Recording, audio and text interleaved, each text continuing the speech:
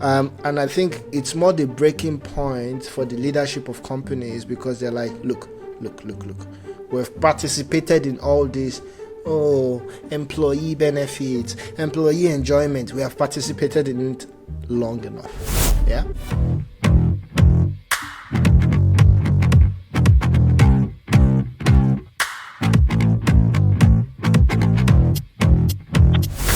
It's a very short one, but I think I wanted us to talk about it. So last week we talked about how Meta did the layoffs and how Zuckerberg was running around saying the people that were laid off now, they are low performance. This is not a cost-cutting move. This is not a financial cost-saving or whatever move. It's solely that they were low performance. And I think Zuckerberg is now doubling down. He's doubling down on that bit, because for the 2025 year, they have just submitted to the SEC that their executives, they used to get 70% of their base salaries as bonus, but now they can get up to 200% of their base salaries as bonus, as a way to push them further to give more to the company and also participate more in the profitability of the company. So all the named executives got that, except for Mark Zuckerberg. And I feel like, to me, this is him doubling down on, of course, this is not money from last year's pay. Yeah, maybe they need to make more money, they need more cash, they all have their targets to hit. But I think this is him saying, if you hit that target, I'm willing to give you more money. It's no problem. Don't worry about me. Maybe I'm wrong. Let's interpret it together. What do you think this means? Is it right? Is it wrong? What's the optics of it? And also, if you tie it to the layoffs, how do they interact? I mean, is it right or wrong? I feel like with Zuckerberg, I don't think he's necessarily interested in doing what is right or wrong. It's clear that he's trying to fight for his position in the company. Like, first thing first, he looks very, very interested in that, like the most. Probably because of what happened in the past, where they tried to get him out of his own company and stuff. So which is understandable, right? And also to be on the good side of the current government. I don't necessarily know why he must have decided this. He said he didn't also give himself, right? He was like, nah, I'm cool. I don't really. He's just playing games. I think for whatever reason, this is definitely going to make him a lot more money, because these are the guys that will still put a lot of pressure to like the remaining employees to do more, to get better results and make more money for him and stuff. So he's not necessarily caring for the masses or for the most of the employees, but just people who can really change things and make changing decisions, if that makes sense. Yeah. So they'll pay less salaries. Maybe AI is already creating a lot of efficiency gains. So they see that it's possible. So paying less salaries also ensures that the seniors can make more money. But one thing that I'm seeing as the world goes on is that we're getting to the point where the powerful people know that they're powerful. And they're now at this point where they don't need to hide it anymore. They don't need to... it's almost as if there's been a test on what is the elasticity of the emotional of the people.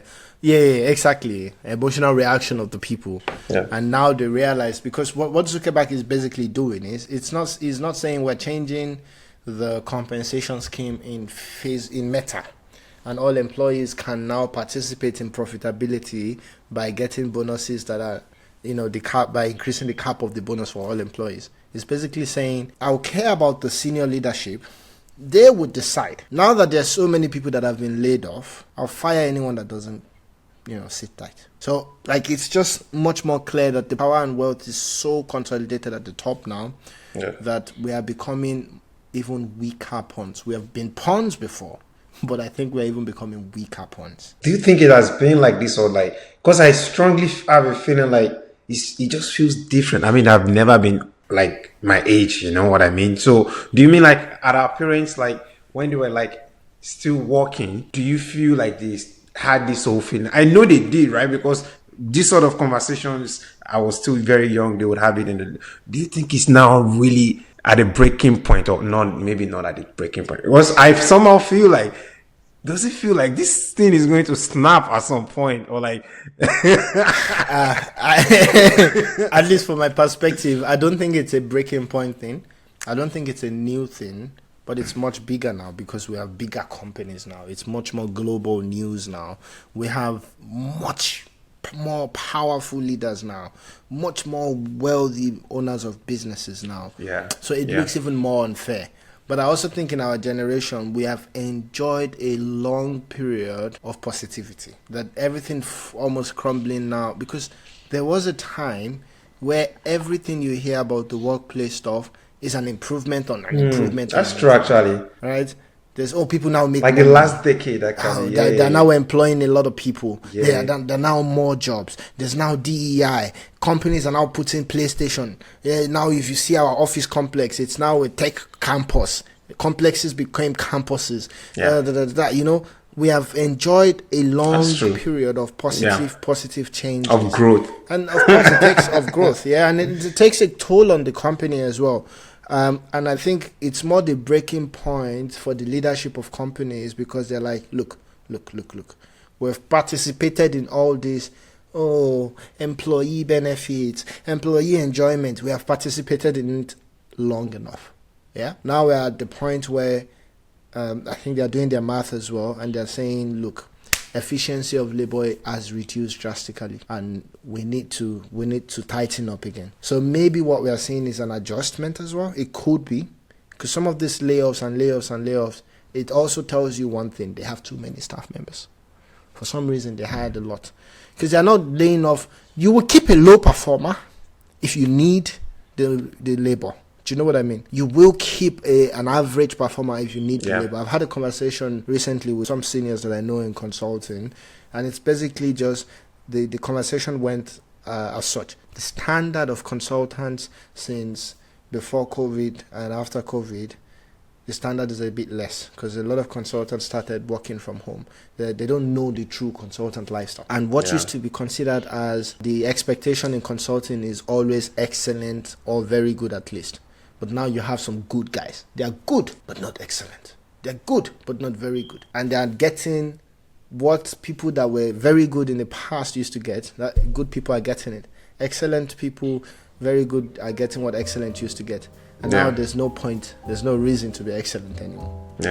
So there was that shift as well, whether it's from work from home. So it could be an adjustment. It could be anything.